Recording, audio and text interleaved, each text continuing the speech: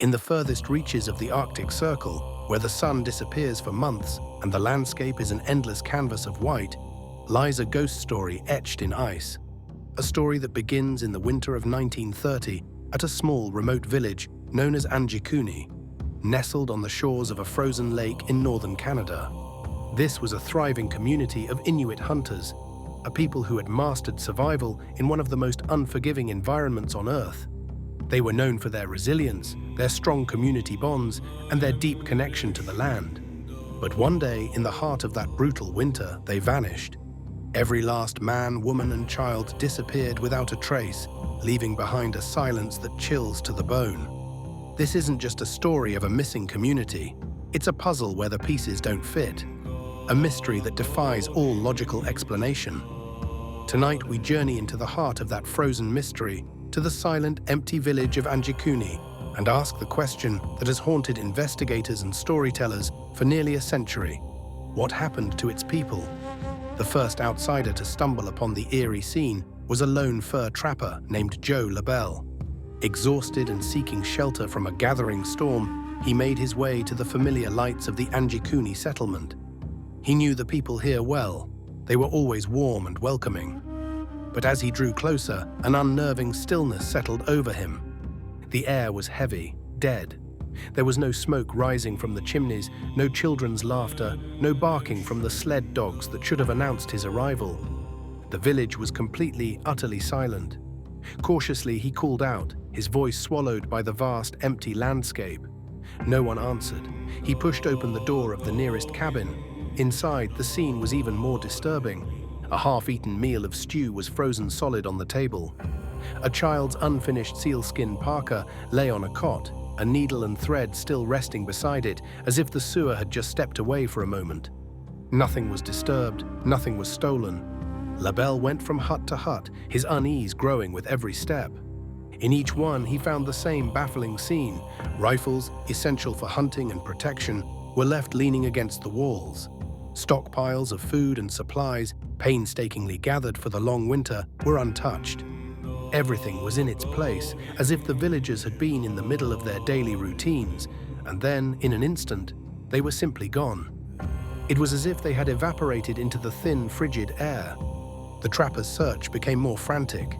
He found a fire pit outside, the embers long dead, with a pot of blackened fish still hanging over it. The villagers hadn't just left, they had abandoned their homes in the middle of preparing a meal.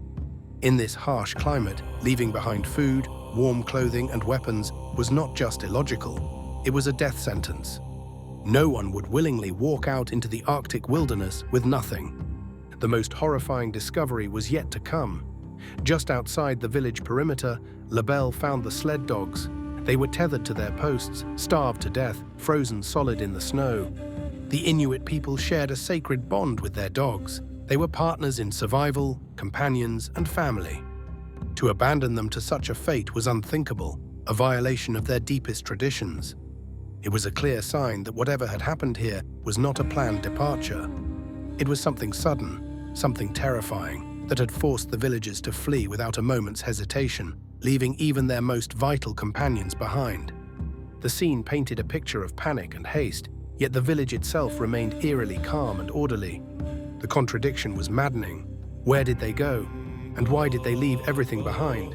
Disturbed and fearing for his own safety, LaBelle immediately made his way to the nearest telegraph office, miles away, to alert the Royal Canadian Mounted Police.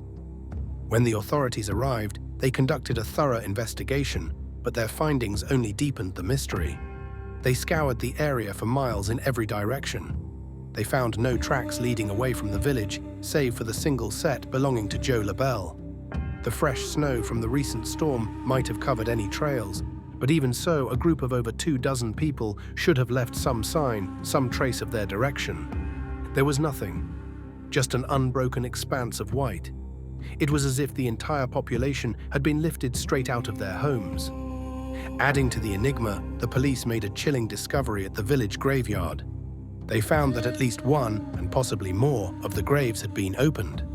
The stones that covered them were neatly stacked to the side, and the bodies within were gone. This wasn't the work of animals. The heavy stones had been carefully moved by human hands. But why?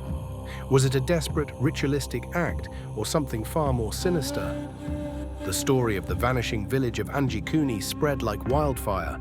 Newspapers ran sensational headlines, calling it the village of the dead, and speculating wildly about what could have happened. Theories ranged from the plausible to the outright bizarre. Some suggested the villagers had simply migrated to join another tribe, but that didn't explain the abandoned supplies and dead dogs. Others proposed they had fallen through the ice on the lake during a hunt, but that wouldn't account for the entire population disappearing at once from their own homes. The lack of any bodies or remains debunked theories of a sudden deadly illness. No signs of a struggle ruled out an attack by another tribe or wild animals. Every logical explanation led to a dead end. The official report from the mounted police was inconclusive, simply listing the villagers as missing. But the officers who were there spoke of an unsettling feeling that permeated the village, a sense of a lingering presence they couldn't explain. As the years passed and the official investigation grew cold, darker, more supernatural theories began to take hold. Some of the local First Nations people spoke of ancient legends, of evil spirits that wander the tundra, capable of stealing souls. They whispered of the Wendigo, a malevolent creature born of starvation and cannibalism, or the Ijirat, shadow-like shapeshifters who kidnap children. Could the villagers have been taken by something not of this world? Reports from Labelle and some of the officers mentioned seeing strange faint lights dancing in the sky on the nights surrounding the discovery. These ghost lights were sometimes seen in the Arctic, but the timing was unnervingly coincidental. This fueled speculation about extraterrestrial abduction, a theory that a flying craft had descended from the sky and taken the entire village. It's a fantastic notion, but in a case with no rational answers, people began looking for answers beyond the rational.